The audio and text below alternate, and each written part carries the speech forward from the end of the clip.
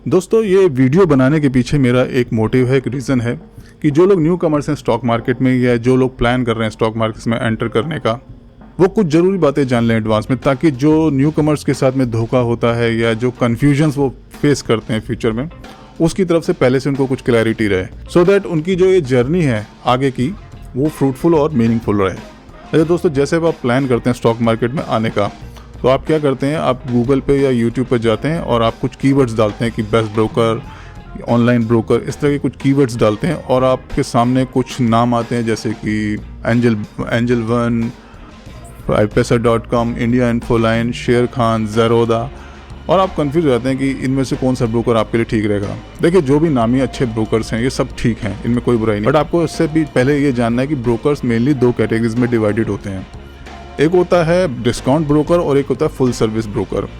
देखिए, full service broker वो होता है जो आपको टेक्नोलॉजी देगा, आपको प्लेटफॉर्म देगा, आपको सर्विसेज देगा और आपको सबसे बड़ी चीज़ रिसर्च, रिकमेंडेशंस, ये सब शेयर करेगा कि किस टाइम पर आपको क्या लेना चाहिए, क्या बेचना चाहिए।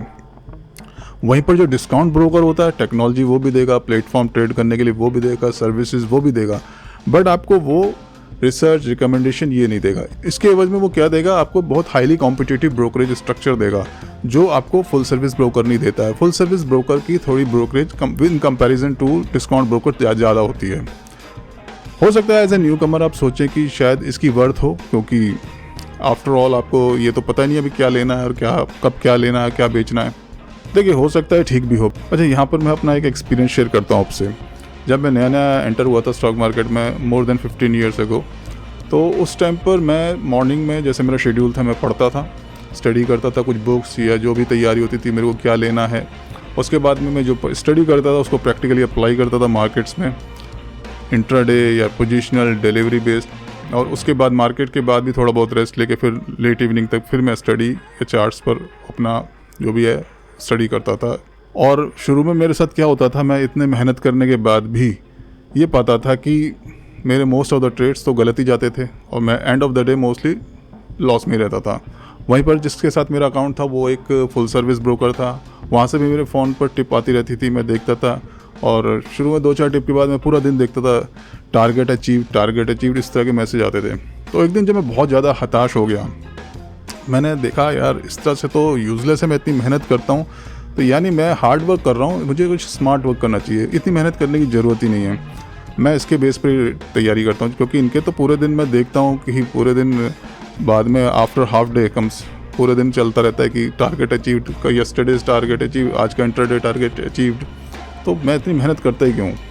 फिर क्या हुआ साहब, मैंने पहला दिन एक दिन ट्रेड लिए, उसके हिसाब से 4 या 5 ट्रेड लिए, चारों पाँचों में किसी में स्टॉप लॉस ट्रिगर हो रहा है, किसी में कोई पोजीशन फंस गई, ना वो टारगेट पे जा रही है ना उसका स्टॉप लॉस हो रहा है, और ओवरऑल एक आध पोजीशन को छोड़ के मैं फंसा हुआ था। जैसे मैंने बताया कुछ स्टॉप लॉसेस भी ट्रिगर हुए, पर मैं क्या पाता हूँ कि इसका कोई मैसेज मेरे पास नहीं आता है कि आपको क्या करना है इस पोजीशन का। जो स्टॉप लॉस ट्रिगर हो गया एक आध का, अगर आ भी गया तो बहुत बड़ी बात है, अदरवाइज वो भी नहीं आता था। और जो पोजीशन फंसी हुई है उसका क्या करना है।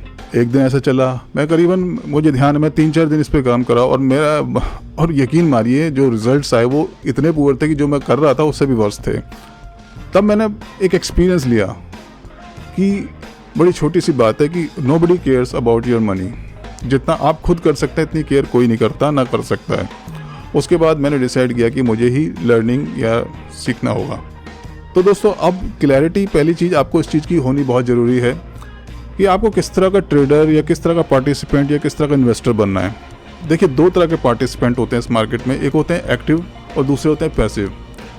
आप चाहें तो पैसिव भी रह सकते हैं। देखिए, पैसिव वाला बहुत ज़्यादा रेडी नहीं रहता है कि उसको एक्टिवली पार्टिसिपेट करना है या उसको एक्स्ट्रा एफर्ट डालने हैं इस मार्केट में, क्योंकि हो सकता है उसका मेन काम कुछ और है या वो रेडी नहीं है, किसी भी वजह से हो सकता है। तो अगर आपको पैसिव रहना है तो मैं आपको स्ट्रांगली रिकमेंड करूँगा कि आप इस चक्कर में ना पड़ें। आप सबसे बढ़िया रहेगा कि आप एक सिप स्टार्ट कर लें। यकीन माने जो स्टेटिस्टिक्स दिखाती हैं, जो आंकड़े दिखाते हैं कि अगर आप 3 से 4 साल तक इन्वेस्ट करते रहेंगे हर माहौल में कंसिस्टेंटली, हर महीने जो भी आपका कमिटमेंट है, आप आराम से 16 से 18% की रिटर्न आराम से निकाल लेंगे, जो कि एक अच्छी रिटर्न है। यकीन मानिए बहुत अच्छी रिटर्न है। मार्केट में एंटर करने के, स्टॉक मार्केट में आपके पास 2 रीज़न होने चाहिए। पहला, आप डिफेंसिव इन्वेस्टर से ज़्यादा कमाना चाहते हैं। दूसरा, आप लर्निंग और एक्स्ट्रा एफर्ट जो इसके लिए रिक्वायर्ड होंगे उसके लिए आप कमिटेड रहेंगे। तभी आप स्टॉक मार्केट में आए। ये मेरी अपनी राय है। चलिए एज्यूम करते हैं कि आपने सेकंड रास्ता चुना है एक्टिव का, जिसमें आप लर्निंग और एक्स्ट्रा एफर्ट्स के लिए खुद तैयार रहेंगे।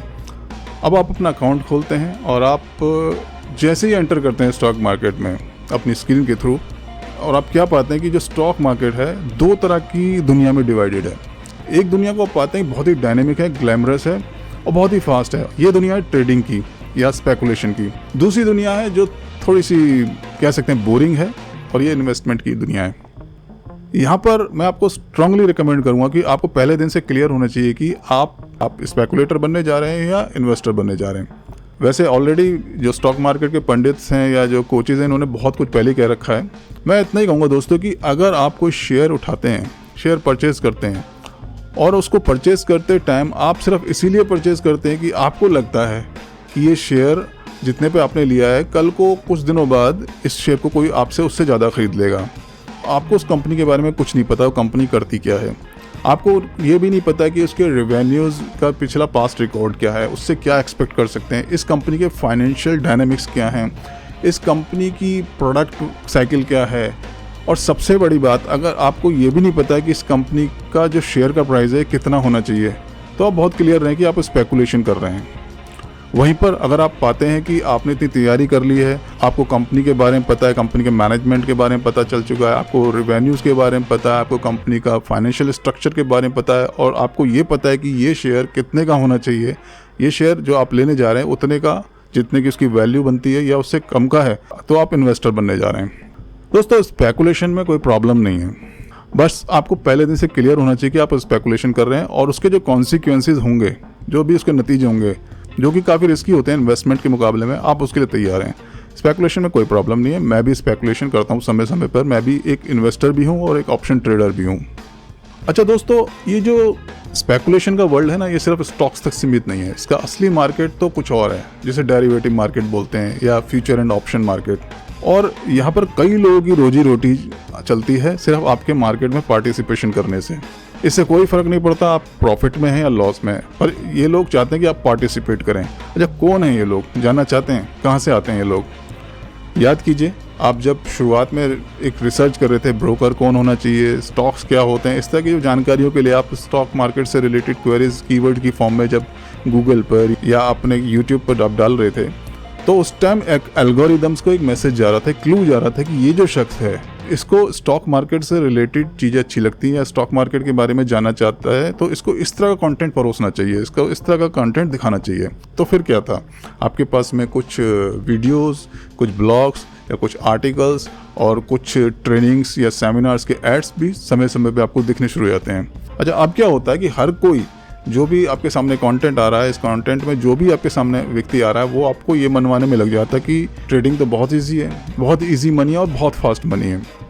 बस करना क्या होगा, उनके वीडियोस देखने होंगे या उनमें से कुछ लोगों के कोर्सेज खरीदने होंगे। आप शायद ये सोच रहे होंगे कि मैं शायद या तो फ्यूचर एंड ऑप्शंस के खिलाफ हूँ या फिर इस तरह के कोर्स सेलर्स के। देखिए, ऐसा नहीं है। मैंने जैसे आपसे शेयर किया कि मैं खुद भी ऑप्शन ट्रेड करता हूँ समय समय पर, और रियल प्रॉब्लम ये नहीं है, प्रॉब्लम कुछ और है। प्रॉब्लम ये है कि जो इस तरह के जो पंडित्स हैं स्टॉक मार्केट के, या इस तरह के जो कोचेज़ हैं या इस तरह के जो सेलर्स हैं, वो आपसे कुछ छुपाते हैं या आपको कुछ मिसगाइड करते हैं। ये है मेरी प्रॉब्लम। आपको है ना ऐसा दिखाया जाता है कि जैसे ऑप्शन ट्रेडिंग बहुत इजी है या कोई भी ट्रेडिंग बहुत इजी है। वो करना क्या है, 10-20 हज़ार रुपये लगाइए और दिन का 5 से 10 हज़ार रुपये कमा के ले जाइए या 5 से 10% कमा के ले जाइए, यहाँ तक भी दिखाया जाता है। और बड़े बड़े स्क्रीनशॉट्स और लाइव रिकॉर्डिंग, लाइव दिखाया जा रहा होता है, जो कि आज की टेक्नोलॉजी वाली दुनिया में पता नहीं क्या क्या चीज़ पॉसिबल है, ये आप भी समझते हैं। देखिए, इन जीनियसेस को है ना 2 बातें या तो पता ही नहीं है या फिर ये आपसे छुपाते हैं। आपको ये समझना बहुत ज़रूरी है। पहली चीज़ ये है कि इस मार्केट में जिन्होंने भी पैसा स्टॉक मार्केट से कंसिस्टेंटली कमाया, जैसे कुछ इंटरनेशनल नेम्स हैं, वॉरेन बफेट, पीटर लिंच, कुछ इंडियन नेम्स भी हैं जैसे राधाकिशन दमानी, राकेश झुनझुनवाला, आशीष कचौलिया, पॉरेंजू, और ऐसे कई नाम हैं जिन्होंने पैसा यहाँ से बनाया, बट इन्वेस्टमेंट से बनाया। हो सकता है मेरे पास कुछ आर्ग्यूमेंट आए कि या आपसे कोई आर्ग्यू करे कि राधाकिशन दमानी या राकेश झुनझुनवाला जो हैं ये तो ट्रेडिंग भी करते थे। ये भी बिल्कुल सही है, बट जो ट्रेडिंग ये लोग करते थे वो इनके पोर्टफोलियो का बहुत छोटा सा पार्ट है। या ये कह लीजिए कि ये कुछ थ्रिल के लिए कई लोग होते हैं, इनके अलावा मैं पर्सनली भी जानता हूँ, जो अपने पोर्टफोलियो का बहुत छोटा सा पार्ट रखते हैं, जिसके ऊपर नीचे जाने से वो अफेक्टेड नहीं होते हैं, बस अपने आप को थोड़ा सा थ्रिल में बनाए रखने के लिए या कुछ एक तरह से वीडियो गेम फॉर्म में इस तरह की चीज़ें वो करते रहते हैं। अच्छा, ये हो सकता है कि कुछ लोग ये भी ज्ञान दें कि शायद मेरे को इस तरह के जो ट्रेडर्स हैं जैसे जिम साइमंस, जॉर्ज सोरोस, इनके बारे में नहीं पता है। नहीं, मुझे बहुत अच्छी तरह से पता है, बट यहाँ पर एक चीज़ शायद पता करनी बहुत ज़रूरी है कि जिम साइमंस फॉर एग्जांपल, जो कि बहुत ही एक्सेप्शनल ट्रेडर हैं, उनका बहुत ही एक्सेप्शनल ट्रैक रिकॉर्ड रहा है। उन्होंने अपने इन्वेस्टर्स को 60% प्लस की एक एनुअल रिटर्न दी है, जो कि बहुत ही एक्सेप्शनल रिटर्न रही है आज तक की, नो डाउट। बट यहाँ एक चीज़ जाननी ज़रूरी है, जिम साइमंस अपनी कंपनी के फंड्स खुद मैनेज नहीं करते थे। जिम साइमंस देखते थे अपनी कंपनी का बिजनेस डेवलपमेंट और फंड रेजिंग। उनकी कंपनी के जो फंड्स होते थे वो मैनेज करती थी एक टीम जो 100+ लोगों से बनी हुई थी और जो वर्ल्ड के बेस्ट ब्रेन्स थे।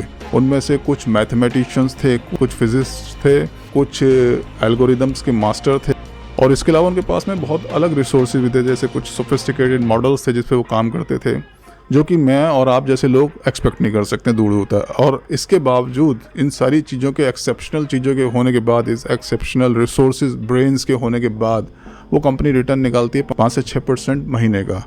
और आपसे क्या दिखाया जाता है जब कोर्सेज या कोई इस तरह के जो इजी मनी आपको शो कर रहा था कि दिन में कितना कमा लो, कोई लिमिट नहीं है, 5-10 हज़ार रुपये लगा के 5-10 भी कमाए जा सकते हैं, ये गलत है।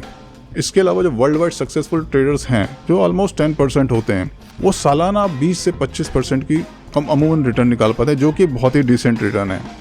अच्छा, ऐसा होता है कभी कभार, आपके साथ भी हुआ होगा कि आपने एक ऑप्शन लिया, परचेज़ किया, पुट लिया, कॉल लिया या एक फ्यूचर ट्रेड किया, और उसमें आपका जो मार्जिन था फॉर एग्जाम्पल 5-10 हज़ार रुपये गया और 5 से 10 हज़ार रुपये कमा भी लिए। तो मैं शायद गलत भी कह रहा हो सकता हूँ। देखिए, एक उदाहरण के रूप में है, अगर एक मिठाई की दुकान है फॉर एग्जांपल, और दिवाली जो होता है ना, एक बूमिंग टाइम होता है इस इंडस्ट्री के लिए, स्वीट्स के लिए।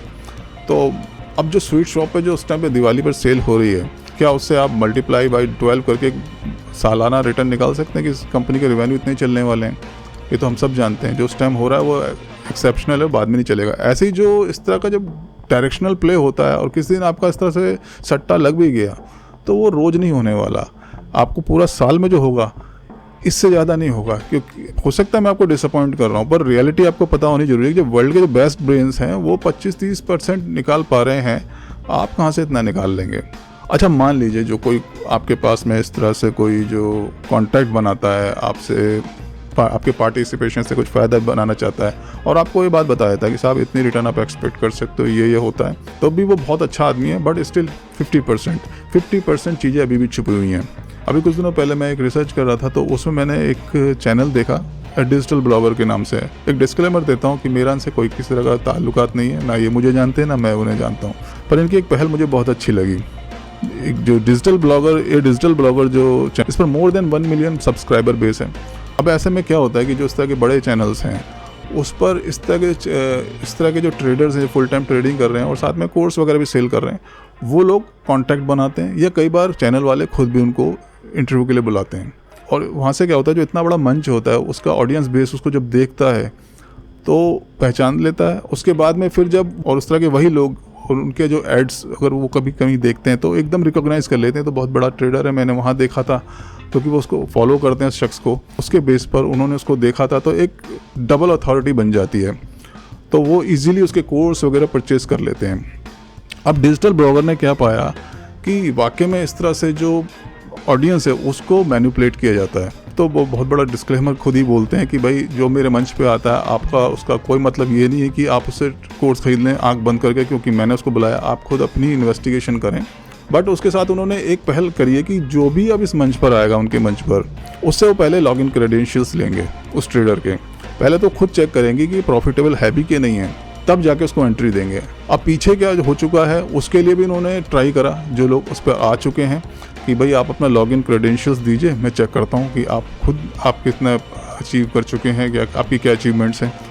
अधिकतर ने तो लॉगिन क्रेडेंशियल्स दिए ही नहीं। इसके बाद उन्होंने क्या डिसाइड किया, जब नहीं मिले तो उन्होंने जो बहुत सारी उनकी जो वीडियोस थी उनको हटाया, और इसके बाद में जो कुछ लोगों ने दिए भी तो उन्होंने पाया वो खुद प्रॉफिट में नहीं थे। इसके अलावा उन्होंने खुद, मैं खैर किसी का नाम क्यों लूँ, आप खुद जाके उसका चैनल देखिए, कुछ उन्होंने नाम बताया कि जो खुद कोर्स सेल कर रहे हैं, और जब उन्होंने इन्वेस्टिगेट किया तो उसमें पाया कि बहुत सारे लोग तो खुद ही लॉस में हैं। तो कुल मिला के बात ये है कि जो आपको इतना इन्फ्लुएंस बनाया जा रहा है, आपको ये भी इन्वेस्टिगेट करना होगा। अदरवाइज सच्चाई क्या है कि बहुत सारे लोग तो उनमें से आपके जैसे ही हैं, एज ए न्यू कमर जैसे आप हैं ऐसे ही हैं, या आपसे भी ख़राब हैं। ये प्रॉब्लम है दूसरी मेरी। तो दोस्तों अब टाइम है इस सारे मैटर को जो मैंने कहा आपसे कंक्लूड करने का। सबसे पहली चीज़ तो आप इन्वेस्टमेंट और स्पेकुलेशन फ़र्क करना सीखें। परिभाषा वही है, अगर आपको नहीं पता है कि आप स्टॉक क्यों ले रहे हैं, या कोई भी जो चीज़ आप परचेज़ कर रहे हैं या सेल कर रहे हैं, आपको नहीं पता, उसके पीछे का रैशनल रीज़न नहीं पता और उसकी वैल्यू नहीं पता, तो आप स्पेकुलेट कर रहे हैं। स्पेकुलेशन में कोई बुराई नहीं है, बट आपको उतने एसेट अलोकेट करने होंगे जितना वो डिज़र्व करता है।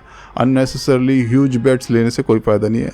और दूसरा, चाहे जो भी स्ट्रीम आप चूज़ करते हैं, इन्वेस्टमेंट या स्पेकुलेशन, लर्निंग आपको ही करनी होगी, क्योंकि nobody cares about your money, आपको खुद केयर करनी होगी। और किसी से भी सीखो, कोई प्रॉब्लम नहीं है, बट नीम हकीमों से बचो। नीम हकीम कौन है? वही दो निशानियां जो मैंने आपसे बताई थी। एक तो जो आपसे सच्चाई छुपाता है, आपको बरगलाता है कि भाई बहुत ह्यूज रिटर्न है, बहुत फास्ट मनी है। इतना भी नहीं है, जो वर्ल्ड के बेस्ट लोग कर रहे हैं उनसे बेटर तो वो भी नहीं कर सकता, और ना ही आप अभी उम्मीद करें दूर दूर तक। और जो आपके सामने इस तरह से चैंपियंस बनता है, उनको इन्वेस्टिगेट पहले ज़रूर कर लें। सिर्फ किसी के स्क्रीनशॉट देके प्रभाव में ना आए, क्योंकि बहुत ज़्यादा सर्कसबाजी है। बहुत सारे लोग उतना नहीं कमाते जितना वो शो करते हैं। इन द एंड मैं आपको सजेस्ट करूँगा, जैसे मैंने अभी वर्ड यूज़ करा सर्कसबाजी, अगर आप न्यू कमा रहे तो इस सर्कसबाजी में आप ना ही पढ़ें तो अच्छा है। तो अच्छा आप वैल्यूएशन करना सीखें, जो कि बहुत मुश्किल नहीं है। मैंने अपने चैनल पे कुछ बुक्स सजेस्ट की हुई हैं ऑलरेडी, 5 या 6 बुक्स हैं। अगर आप उनको पढ़ लेते हैं तो आप इस लायक हो जाएंगे कि आप एक कंपनी की वैल्यू निकाल सकते हैं ईजिली, और एक आप एवरेज इन्वेस्टर बन जाएंगे। और कमाल की बात, जो मैंने वर्ड यूज़ करा एवरेज, उसका मतलब समझते हैं क्या है? वर्ल्ड का जो बेस्ट, जो 10% लोग हैं ट्रेडिंग वर्ल्ड के, वो कितना कमाते हैं? 25 से 30%। और एक एवरेज जो इन्वेस्टर है, अगर वो 3 साल 4 साल के प्लानिंग के हिसाब से वैल्यू निकाल के किसी शेयर्स में इन्वेस्ट करता है, तो भी वो इतना ही निकाल लेता है, 25 से 30% ईजिली साल के सालाना बेस पर। तो क्या समझदारी है?